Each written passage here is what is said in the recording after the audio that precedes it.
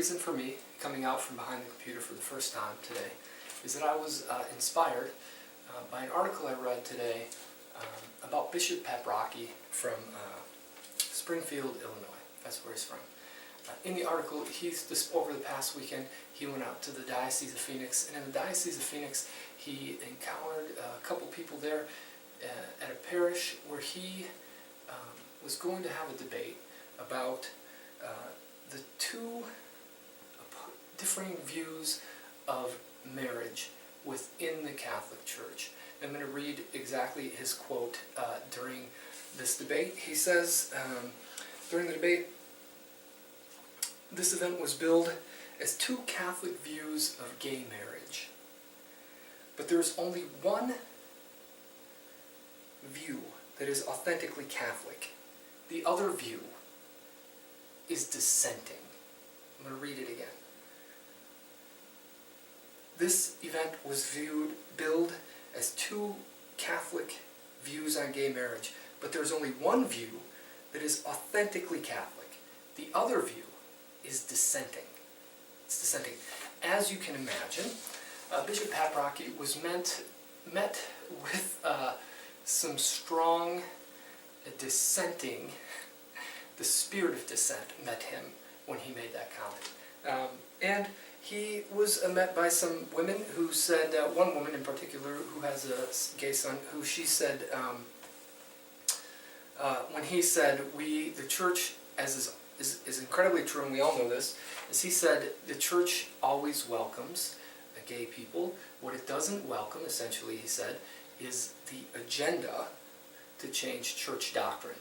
The bottom line, I'm a sinner, you're a sinner. We're all sinners. The doctrine isn't going to change, right?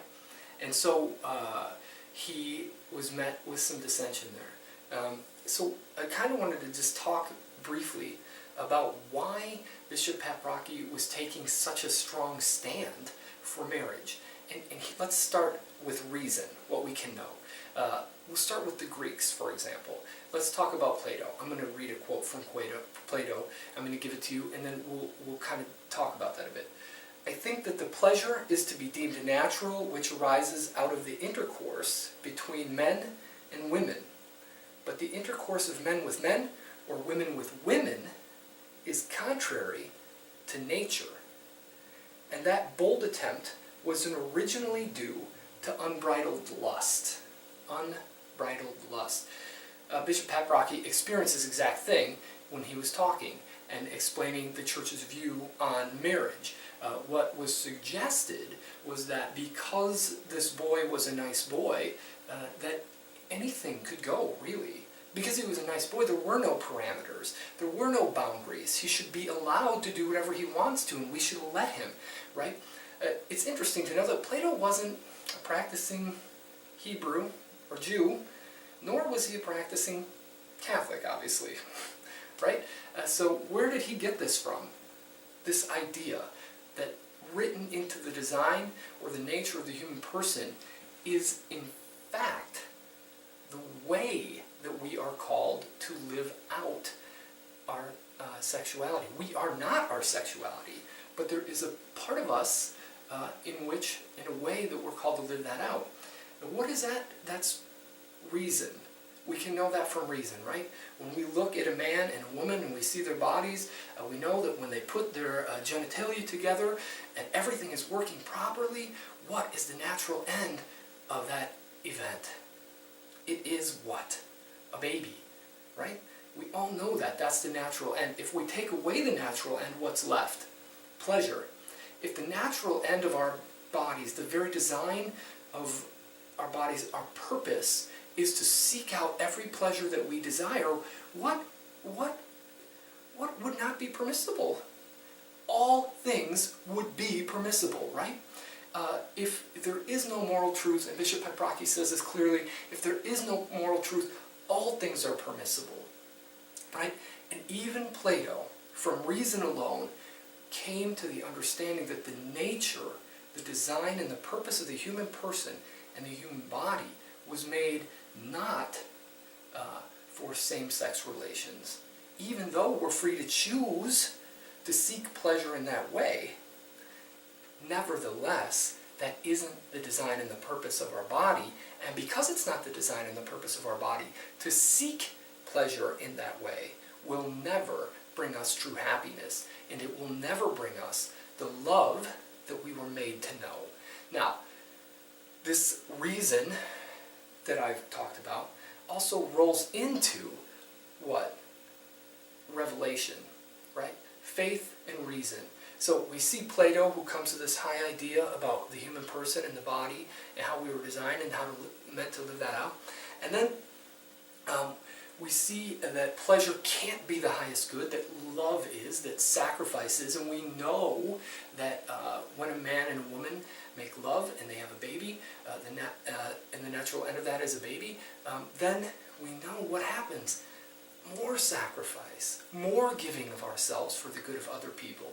That's called love, right? That's what love is, to give up of ourselves for the good of other people. And so we see that really clearly played out naturally in the way that men and women were meant to have relationships and babies and the natural end of sex between a man and a woman. That rolls over into Revelation. And we all know about Sodom and Gomorrah, so I'm not going to go down that road and talk about it for hours. But there's Sodom and Gomorrah in Leviticus. We'll just get it out. Leviticus 19. Everybody wants to dismiss it, but here it is. 19, verse 23, verse 21. You shall not give any of your children to devote them by fire to Molech. Okay, we do that through abortion.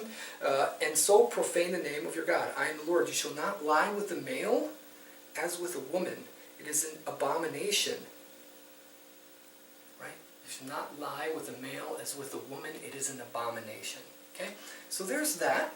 Then everybody wants to say, well, Jesus never really said anything about homosexuality. Jesus must have thought it was okay because he never spoke out about it. Now, we always say, well, Jesus didn't speak about this and that clearly, abortion and contraception, all these things very clearly in the New Testament.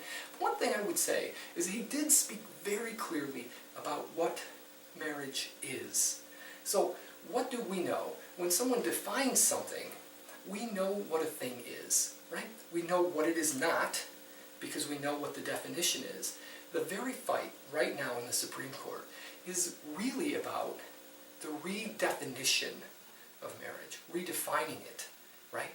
And once we redefine it, who's the author of that definition then? The agenda folks who want freedom and license, right? Now they're the authority to define what is the nature of the human person, even though it's clearly written into the body. Right? What they're seeking is ultimate authority, the rejection of the authority that's already been given.